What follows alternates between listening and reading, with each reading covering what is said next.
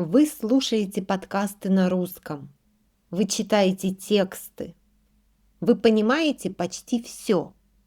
Но когда нужно сказать что-то по-русски, в голове пусто. Слова куда-то исчезают, вы молчите. Почему так?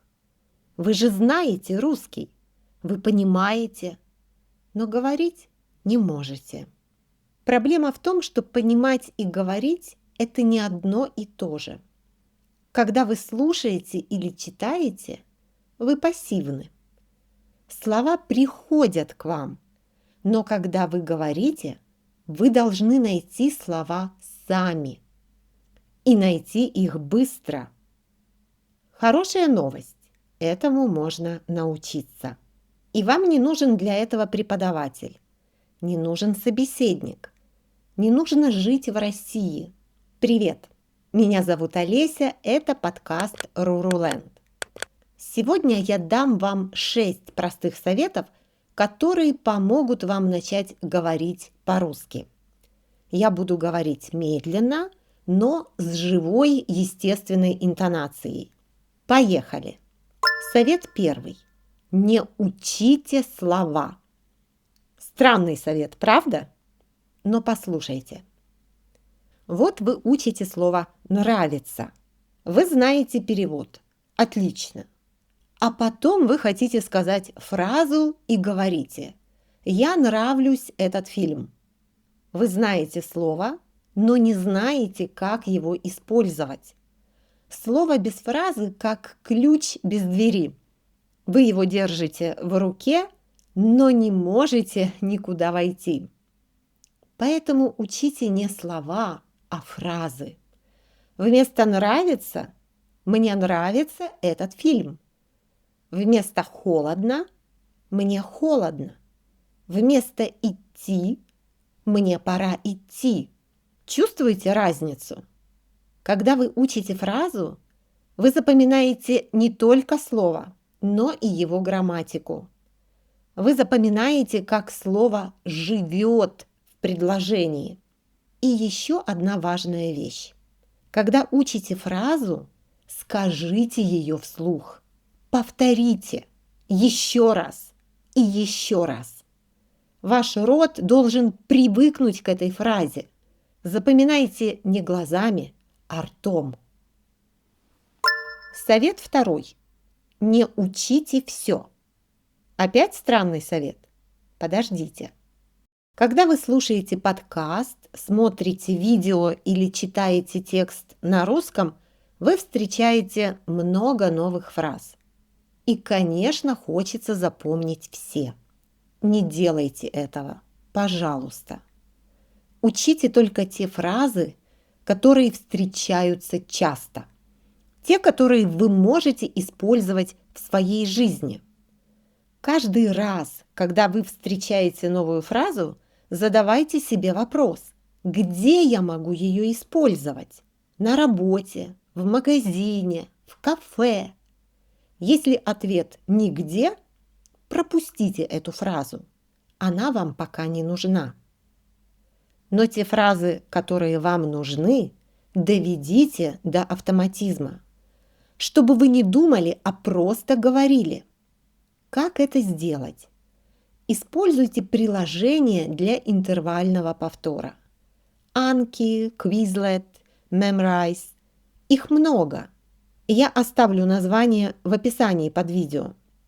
Эти приложения сами напоминают вам фразы в нужный момент. Вы повторяете каждый день, и фразы остаются в памяти надолго. И не забывайте, когда повторяете фразу, говорите ее вслух. Как в первом совете. Запоминаем не глазами, а ртом. Совет третий. Играйте с фразой. Вы выучили фразу. Вы довели ее до автоматизма. Отлично. А теперь поиграйте с ней. Например, вы знаете фразу «Я пошел в магазин». Добавляйте детали. Я пошел в магазин утром. Я пошел в магазин утром, потому что дома не было хлеба. Фраза растет, а вместе с ней растет ваш русский. А теперь меняйте. Измените время. Я пойду в магазин завтра. Измените героя. Моя сестра пошла в магазин. Задайте вопрос. Ты пойдешь в магазин утром? Измените эмоцию. Опять мне идти в магазин. Одна фраза и столько вариантов. Вы не просто запоминаете, вы создаете, вы учитесь думать по-русски. Это можно делать где угодно. Дома, в автобусе, на прогулке. Вам не нужен учебник, не нужен собеседник. Только вы и одна фраза. Попробуйте прямо сейчас. Совет 4. Повторяйте. Когда вы слушаете подкаст или смотрите видео на русском, не молчите. Не будьте пассивным слушателем. Даже сейчас.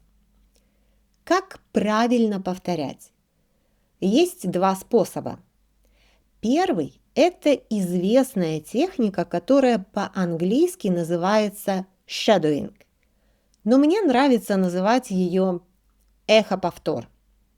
Вы слушаете и повторяете одновременно, как эхо, эхо, эхо, эхо, эхо. Не ставите запись на паузу. Просто повторяете вместе с диктором. На нашем канале есть видео, где я подробно рассказываю об этой технике. Ссылку оставлю под видео.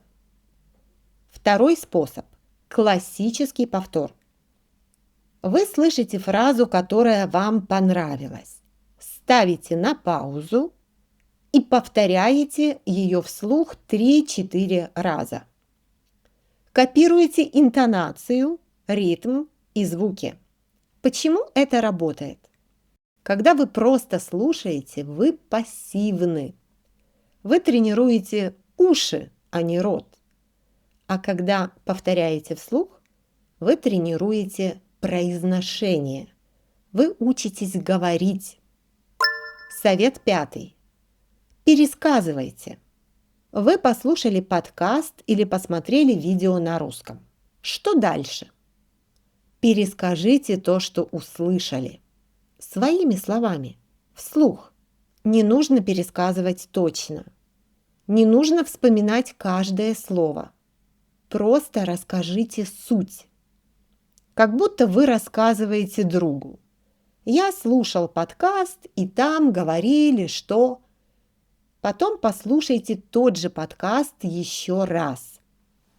И вы заметите интересную вещь. Теперь вы будете слушать по-другому.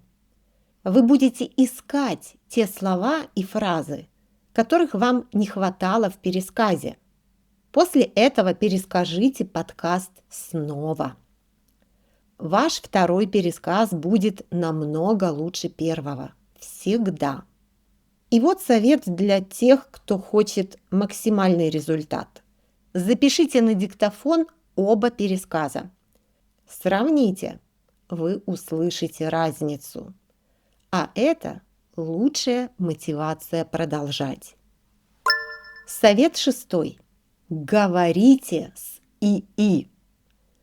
У вас нет собеседника, который говорит по-русски? Не проблема. Сейчас у всех есть собеседник, который всегда свободен, никогда не устает и не будет вас осуждать. Это ИИ, искусственный интеллект. Я знаю, что многие пока не пробовали. Может быть, это кажется вам странным – разговаривать с машиной. Но попробуйте. Вы удивитесь. Напишите или скажите вашему цифровому помощнику. Ты преподаватель русского языка. Я твой студент. Мой уровень, например, А2. Давай поговорим по-русски. Говори просто, исправляй мои ошибки и объясняй, почему это ошибка. А можно еще интереснее. Попросите. Давай разыграем ситуацию. Я в кафе и хочу заказать кофе. Или я послушал подкаст, давай обсудим его. Или даже вот моя фраза. Помоги мне сделать из нее 10 разных предложений. Под видео я оставлю список подходящих нейросетей и несколько готовых промптов. Итак, давайте повторим наши 6 советов. Первый. Не учите слова, учите фразы. Второй. Не учите все подряд, только то, что вам нужно. Третий. Играйте с фразой, добавляйте, меняйте, создавайте. Четвертый. Повторяйте вслух то, что слышите. Пятый. Пересказывайте своими словами. Шестой. Говорите с ИИ. И самое главное, не ждите. Говорите сейчас, с первого дня, с первой минуты.